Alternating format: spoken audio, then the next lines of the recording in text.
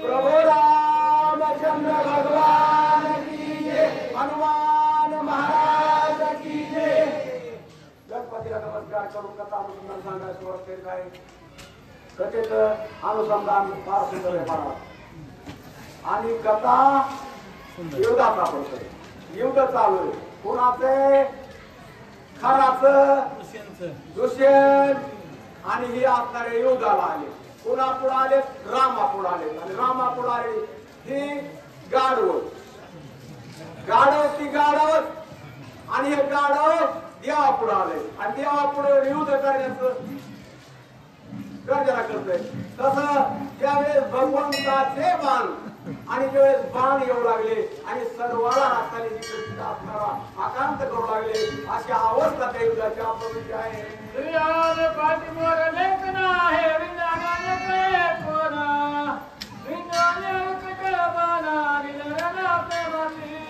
पुढं भगवंत साक्षात देव आहे आणि देव पुढे एक क्षणभर बी मागे सरत नाही ना पुढे सरत नाही। देवाने एकदा ठाण मानलं देव मागे सरत नव्हते पुढे सरत नव्हते। ही राक्षसाने बघितलं अरे बापरे म्हणले राम काही मागे सरत नाही पुढे बी सरत नाही म्हणून ह्यांनी जरा तरतरी लटकन कापाय लागले।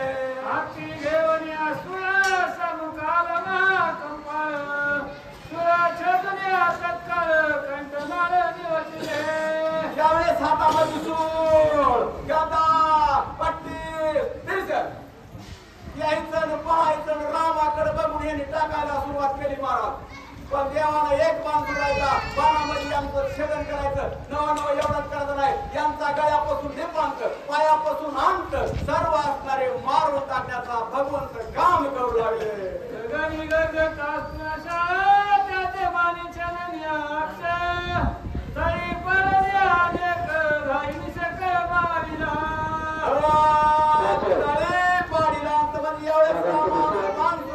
आणि बाण सोडल्यानंतर याला प्रत्येक पाळलं पण कसं पाळलं?